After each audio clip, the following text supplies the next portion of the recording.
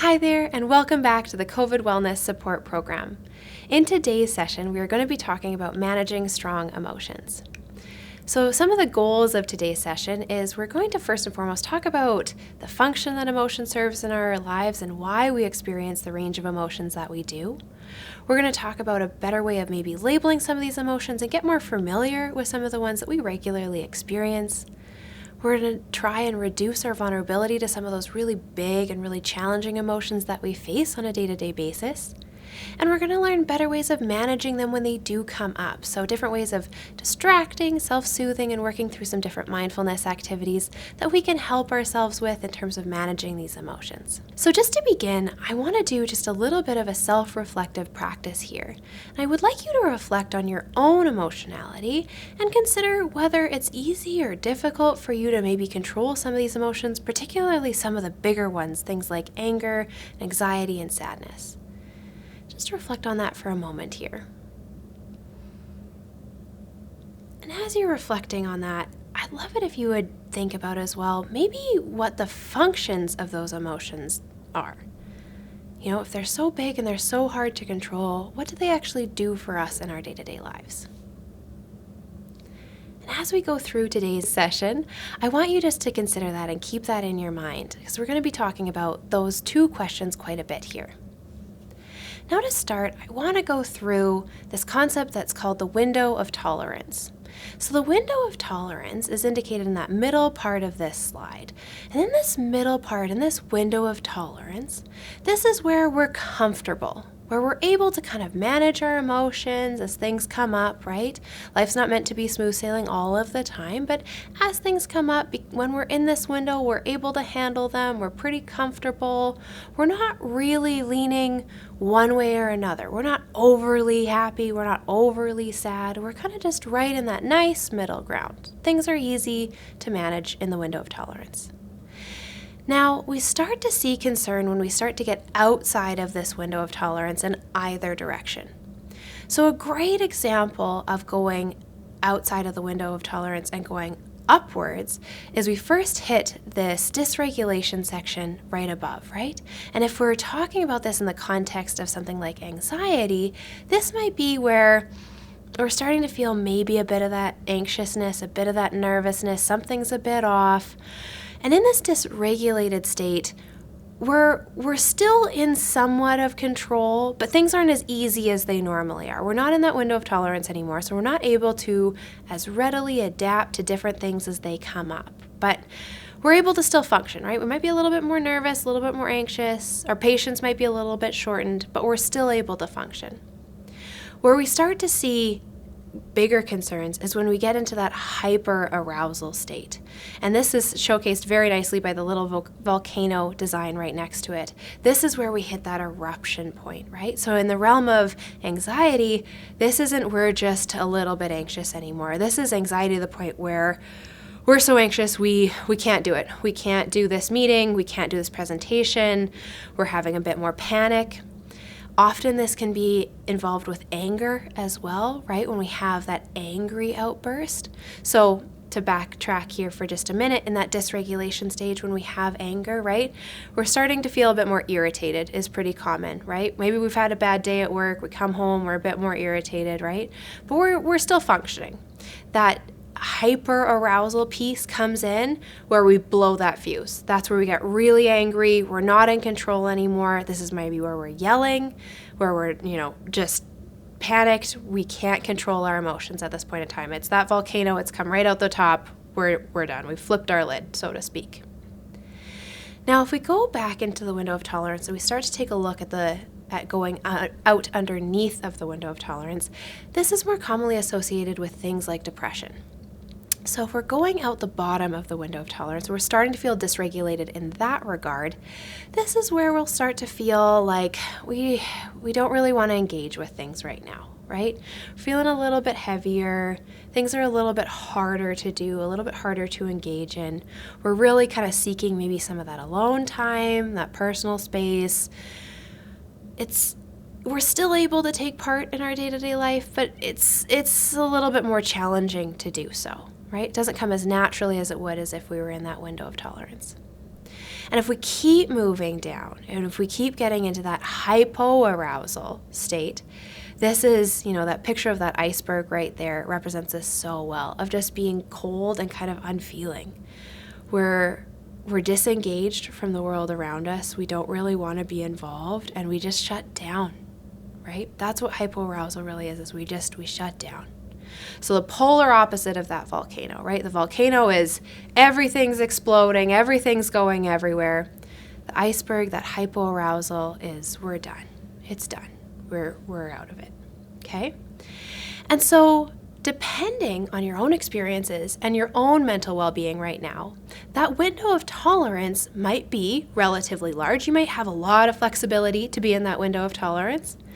Alternately, if you've been experiencing a great deal of stress over the last little while, that window might be getting smaller and smaller and smaller. It might be becoming harder and harder and harder to stay in that window of tolerance. And that's what things like chronic stress and things like trauma can do to us, is it decreases that window of tolerance. So it's actually a lot easier to either go out the top or out the bottom of this window of tolerance. Now, the really great thing is there are different skills and coping techniques that we can use and bring in, and things like working through therapy that can re-expand this window of tolerance, make it bigger for you so you have more flexibility as things come up to be able to adapt without going into those dysregulation phases or into the hyper or hypoarousal phases. And we're going to get to some of those here soon. Now, we discussed the role of emotions, and I asked you to consider maybe what the purpose is of having these emotions in our daily lives. And they can be really hard to control, right? I'm sure all of you have been upset at a point in time and maybe had somebody say, "Oh, I don't know what you're whining about, stop your whining," right? Has that ever worked? I feel like it hasn't in my life. Or the opposite is also true. If you were really happy and somebody said, "Well, stop being so happy," I don't know that that's going to change very much. It's actually really difficult to control these emotions. Now, the trick is our brain doesn't always set us up for success. Like we've talked about before, sometimes our brain is perceiving things to be very stressful, right? So bringing in those high levels of anxiety when they don't actually need to be there. So we're essentially needlessly experiencing these high levels of negative emotions. And past experiences and biology and what's been passed down to us can influence our ability to regulate these emotions. Different things like unsupportive childhoods, difficult relationships, and trauma can all, as I mentioned, make that window of tolerance smaller and smaller and smaller. And so by the time we actually see some people in the clinic here, and by the time some people get to therapy, their window of tolerance is tiny, right? Their ability to manage life is very, very limited in the sense that it doesn't take much to push them either above or below that window of tolerance. But that being said, emotions make us human, right? Without them, we're not really different than a robot or a different machine. We need these emotions. And so we're going to talk about a little bit more about what they do for us. So first of all, our emotions help us communicate. So if we think about even just a baby, right? They can't talk, they can't do anything yet. They're able to communicate with us through their emotions, right? Whether they're smiling or crying or laughing. We have a gauge of what they're feeling internally, and so that we're able to help them meet their own needs. And the same continues as we grow into our adult lives, right? We're able to gauge from people's body language and facial expressions and even tone what they're feeling inside and whether this is a good opportunity for us to, potentially ask a question or have a detailed, in-depth conversation, or maybe those things need to wait for another time, right? They help us communicate our needs. We're going to get a bit into that in a moment here. They also motivate us, right? So I like to think about that first moment in the morning, maybe when you wake up and you realize you've maybe slept through your alarm. That anxiety that comes up from sleeping through your alarm, right? Woof, does that get you out of bed real fast, right? It motivates us to get going. If we turn around the corner and we see the bear around the corner again, that fear that comes into us, that motivates us to act, whether that's us running away or fighting or anything like that. It also, in the helping profession, draws us to help people who are unwell. When we see people suffering and we feel that empathy towards them, that sadness, that grief, whatever it is, we're drawn into them. We want to be able to help. So in addition to helping us communicate and helping motivate us, it also offers us a reward, right? So there's different emotions that feel great, right? Love, being happy, joy. There's so many wonderful emotions as well. And when we experience those emotions, we want to do whatever that was again and again and again. And that feeling of altruism that we get in the helping professions is one of those, right? It's kind of one of those motivating factors for us to work, because the reward of that positive feeling that we get from that compassion satisfaction that we've already talked about, is so rewarding that we're willing to go back and do it again and again. So we're going to break down each individual emotion, and we're going to talk a little bit about what its purpose is and what that emotion makes us want to do. So first of all, if we start with some of kind of the big, hard emotions, we're going to talk about fear. So out the gate, fear's purpose is to signal that there's danger. So like I just mentioned, right, we come around the corner and there's a bear. Fear comes in to tell us that this is a dangerous situation, right? Our brain is trying to keep us safe, so we're flooded with this emotion because we need to act accordingly. It prompts us to get out of harm's way, and it prompts us to return to safety. So in terms of the action that we then take based on this emotion, is we either avoid whatever the situation is, or we run away from it, right? We just don't engage with whatever that fearful stimulus is. Another big emotion, anger, right? Anger here often signals that there's been an injustice. We often get angry when either it's real or we perceive that there has been an injustice in the world around us, whether to ourselves or a loved one or someone else that we care about. And it prompts us to correct this situation. Now, we may not always have the best tools to be able to go about correcting it, but the desire is there. We want to be able to rectify and fix this situation. And because of that, and because often we maybe lack some of the skills that we need to be able to appropriately rectify this situation, an action urge that comes out is to attack, right? Especially you think about the last time you felt that there was an injustice towards you, right? Maybe somebody called you a name, right? Maybe somebody said something bad towards you. That initial reaction is to defend yourself, right? Is to come out and say, well, no, that's not right. That's not me, right? So you're trying to fix this injustice by attacking out at what's in front of you. The next one we're going to talk about is sadness. So sadness really signals that there's been a loss. Now this can be a loss of life, a loss of opportunity, a loss of a friend, and socially, right? There's countless different losses that this may occur to, right? You can think of the little kid that loses their balloon even, right? There's sadness in that for them as well. And it prompts us to seek out care and love. When we feel sad, we seek out comfort, and that's typically from those that we can trust and we can be around. Now, the issue is that often sadness is associated with a feeling of wanting to withdraw. So even though we want that compassion and that love and that closeness, we actually tend to withdraw. We tend to go away from the people that can actually help us in that moment. Now, joy, on the other hand, because not all emotions are negative, joy is something that signals us that something is good, right? This is one of those reward emotions. It prompts us to want to do whatever we just did again, right? You see this with kids that get to ride the amusement park ride, and they get off and they want to go right back on it because that was so fun. And they had such a high level of joy while they were on that, right? And I'm sure you have your own experiences. If you even reflect back on the last time you did something that really brought you joy, you probably are wanting to do that again. You've probably already thought about maybe when you could do that again. And that's exactly what joy brings into our lives. And the action urge along with joy is to be friendly, right? When we're happy, we're easygoing, we're wanting to be friendly, we're wanting to work with those around us so that we can continue to experience that joy in our lives. Now, the purpose of going through some of these emotions in greater detail is to expand our emotional vocabulary. In order to increase our emotional awareness and thereafter our emotional regulation, we need to know what we're dealing with, right? It's really hard to gain control over something when we don't even know what it is. And so it's important to understand what these different feelings and emotions actually feel like within your body, the different words that we can use to describe them, so we have a better idea of what we're experiencing and what we can do about it if we're wanting to change it. So combined, we're going to talk about how these different emotions present. So we'll start with joy this time. So on your screen here, we have this lovely smiley face in the middle, and we have the word joy. And I'd like you just to reflect for a moment and think about maybe some of the other words that describe joy. If you were to describe what joy was to a friend or a family member that didn't know, how would you explain it? And pretty commonly, we'll get words like happy, excited, pleased, amused, eager, right? A lot of those words that also are associated with that reward, right? If we're amused and excited, we want to do something, right? That reward system in there.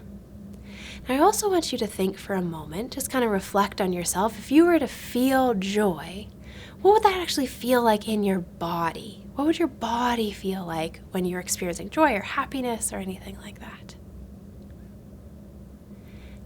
And a lot of times we'll get things like, well, I would smile, right? I'd feel warm, glowing, I'd be more open to experiences, maybe more talkative, maybe more energetic, right? All these things that are facilitating us doing whatever that activity was again, okay? Now let's chat about anger for a minute here. I want you to think about what other words might come to mind when you think about anger. What else? How else could you describe anger?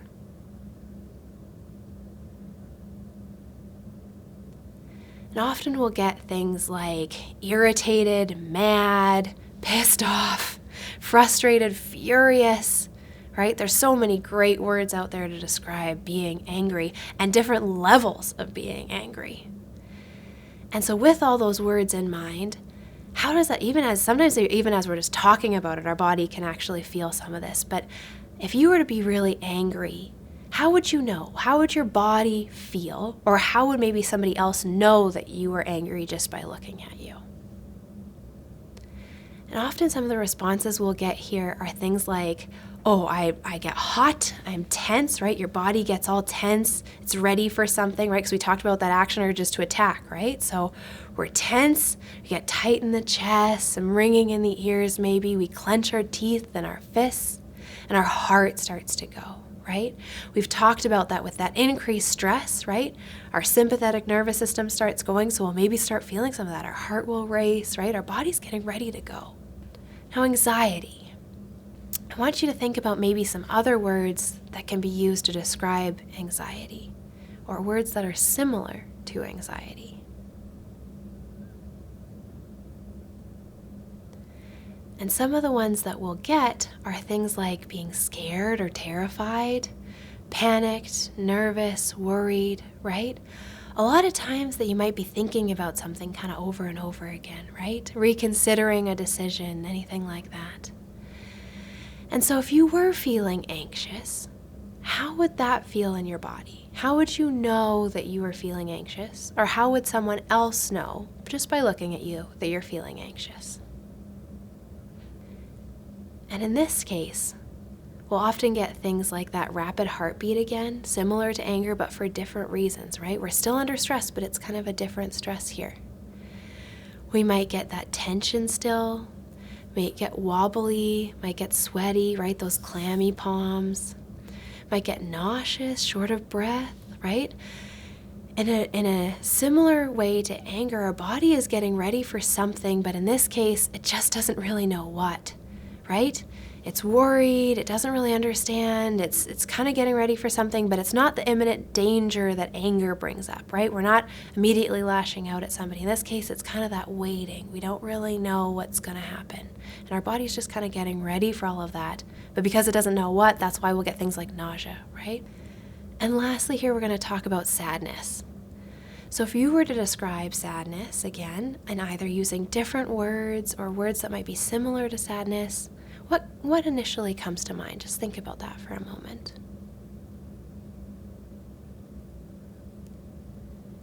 And so often we'll get things like depressed, feeling down or blue, feeling miserable or lonely, right? Remembering that action urge with being sad is to withdraw. So it's not surprising that we often feel lonely when we're sad, because we actually go do that to ourselves. We often remove ourselves and take ourselves away. And I want you to think about how that feels in your body, right? How does that sadness feel? How would you know that you are feeling sad? How might somebody else look at you and know that you're feeling sad?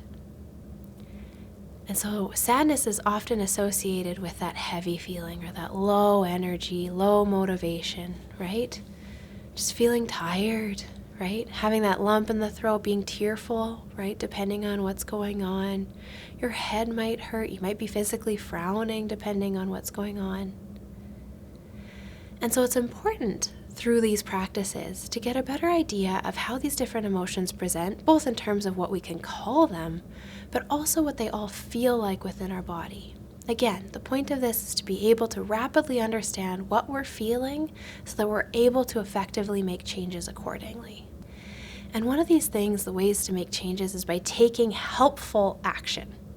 So intense emotions, right, can actually prompt harmful action, right? We talk about anger, right? We don't want to lash out at somebody, right? Because we often regret that later, right? The sadness, right? We're inclined to withdraw, but as we've talked about, that doesn't actually help us meet our needs at that point in time. When we're sad, we need that caring and compassion of those around us. It's really difficult to get that when we go be alone. So we need to do something that's different than the automatic action urge that we might have. So there's a variety of different things. We need to do something that's maybe self-validating or soothing, something that's useful, right? We can take a different direction, or something that's distracting. The nice thing about distraction is that it helps with letting emotions pass. So even if you think about some of the biggest emotions that you've maybe ever experienced in your lifetime, right? Maybe the angriest you've ever been, you're probably not feeling that same level of anger right now.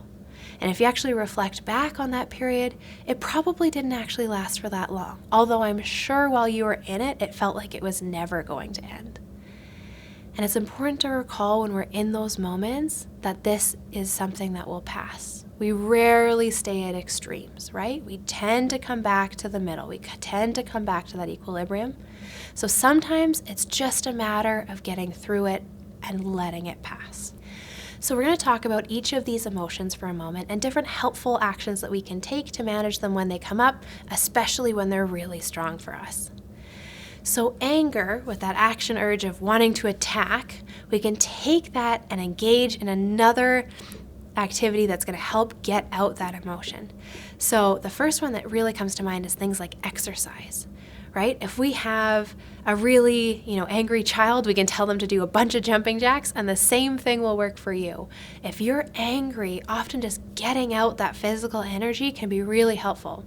And this doesn't have to mean you have to go run 5 miles or anything like that. This can be quite literally going in somewhere that you have a closed door or going to the bathroom for a minute and jumping up and down for 30 seconds. And I know that it sounds silly, but give it a try next time that you're angry and see what that does for you. We can also do things like cleaning, right? Anything where you're able to really get out some of that aggression. Alternately, we can do things that are counterintuitive. So we can massage our tense areas, right? When we get angry, we tend to tense up. And so if we're really tense, we can actually decrease that tension, right? Reminding our body that we're safe right now, we're going to show it by releasing the tension through self-massage. Alternately, we can distract. Remember, this is always an option.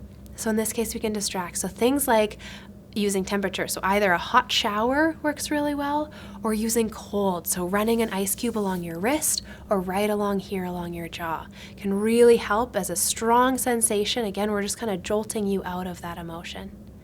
And then something like loud music. Loud music kind of doubles really well in the sense that you can get out some frustration by maybe dancing around and getting all of that energy out.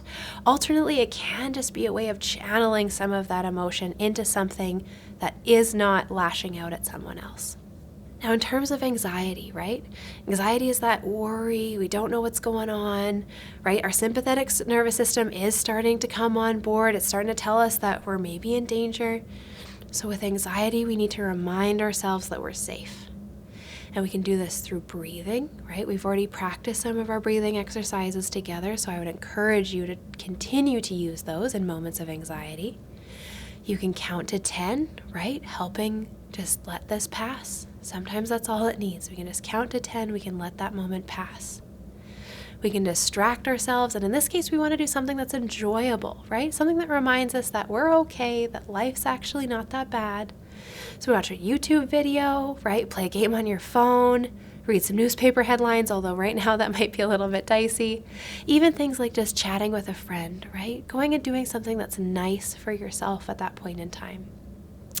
Alternately, you can do something that helps you feel in control. We often feel really anxious because we don't have a clear feeling of what's going to happen, right? We feel quite out of control in that moment. And we can rectify that by doing something that's within our control instead. So this is something of, if there's an email that maybe you've been meaning to send, or a text you've been meaning to send a family or friend, send that off. Take control in that moment and do something that helps you feel back in power. We have sadness here as well. So sadness, first and foremost, I want to encourage all of you when you're feeling sad that it is okay to cry. Sometimes we just need to do that. It's our body's natural way of letting go of this emotion. Sometimes we just need to take some time and do that.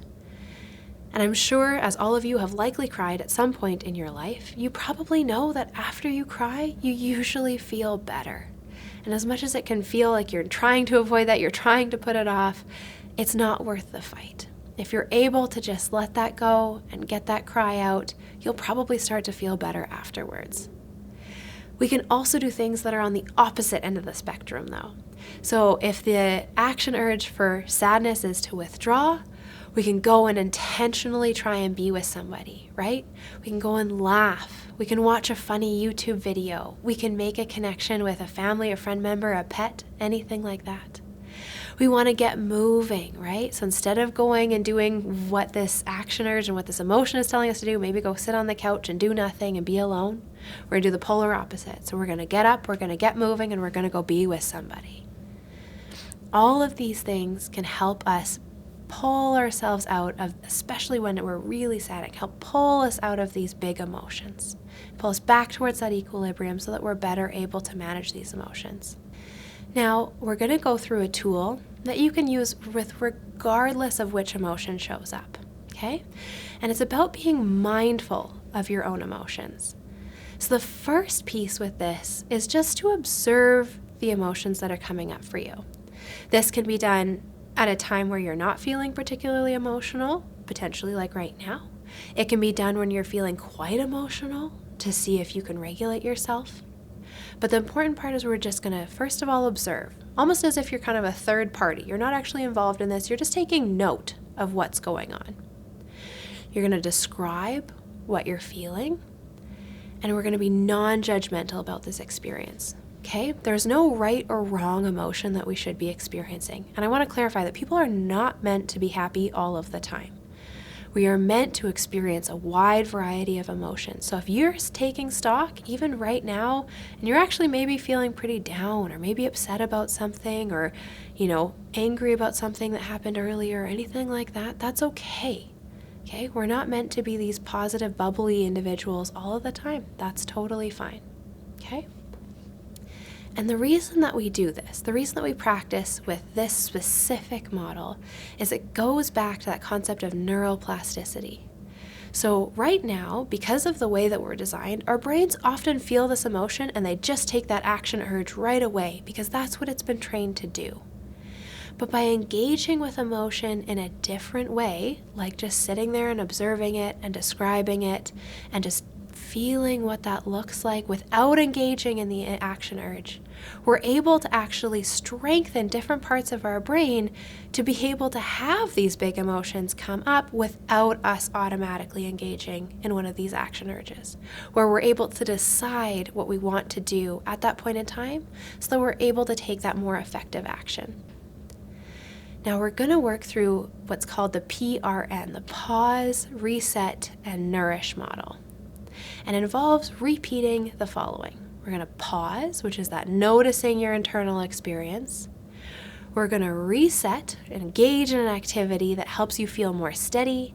And nourish, you're going to do something positive for yourself. You're going to help yourself feel better, and you're going to just kind of soak in that for a bit. We're going to go through each of these steps in more detail. So right now we're just going to practice, even though we maybe don't have a huge emotion that we need to focus on. But I want you just to pause, take a deep, full breath, and bring attention to what is happening inside. It can be sometimes helpful to close your eyes at this point so that you're able to really focus on what's going on inside of you. Notice what's there for you in terms of both your emotions, so what you're feeling, what you're thinking, and how that's showing up in your body. So what does your body physically feel like right now? And you can be curious with this, right? Are there maybe different pieces, right? You can have overlapping emotion. Are you maybe tense but a little bit uneasy? Are you maybe looking forward to something later? Is there something exciting coming up for you, right? It doesn't matter what it is, just take stock for a minute.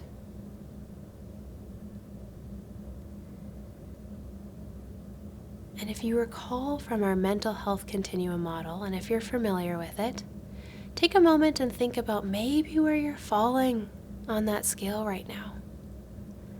Are you in that green, kind of healthy realm where things are feeling good, you're able to kind of manage life? If something was to come up right now, you could handle it. Are you maybe getting into that yellow realm where we're starting to feel just a little bit off? Maybe something's not quite right. Or maybe are we in that injured or illness realm where we're really struggling right now with a bunch of different things?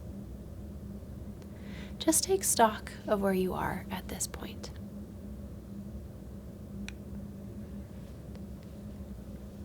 And now we're going to work, now that we know where we've been, we're going to work to move forward, okay?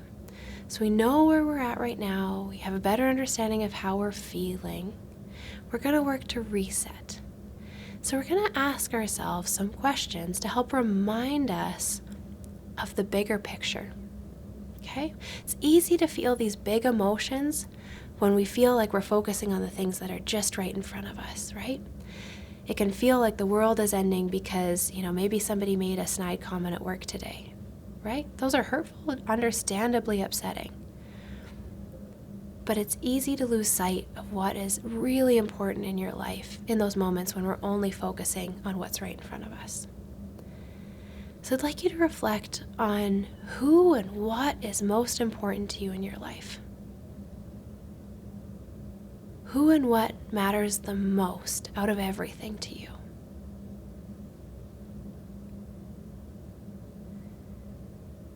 And again, this can be yourself included, but it can be family, friends, a passion of yours, a pet. It can be your desire to travel or to help others. It can be just about anything that you want it to be. It just has to be right for you. So what are the most important things in your life? And bringing that in a little bit closer, what are the most important things to you at work? What matters to you the most at work? What has motivated you to do the work that you do?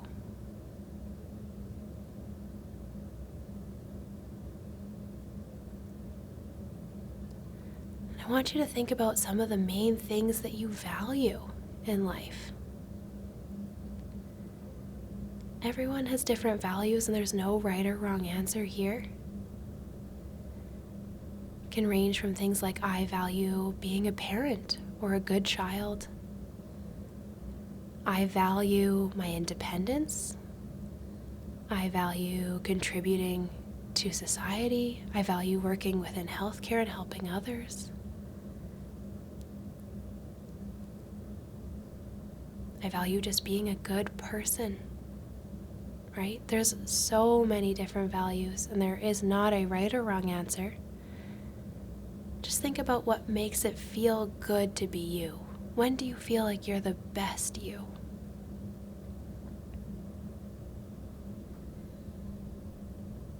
And in that, what are your personal strengths? What makes you good at what you do?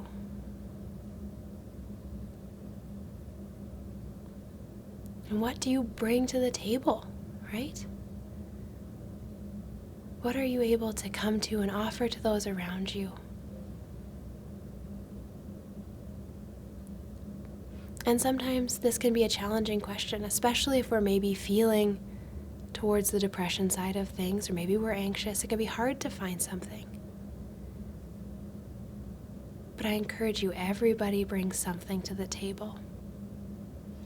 And it can be as little as, I make sure that when I show up for work, I am nice to those around me.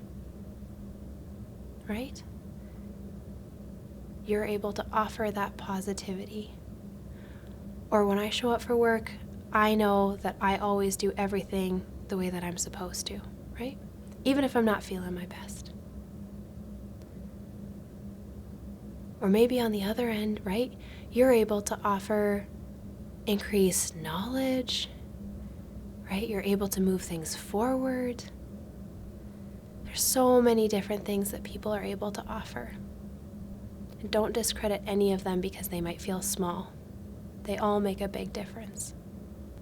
So take some time to notice, as we've been talking through this, if there's a person or a particular value that has come to mind that is really motivating you, that's driving you in your life. And I want you to just hold this in your attention. Again, it can be anything from a person to a pet to a goal, an aspiration, a value, a strength. I just want you to hold it in your mind. Just a few seconds here.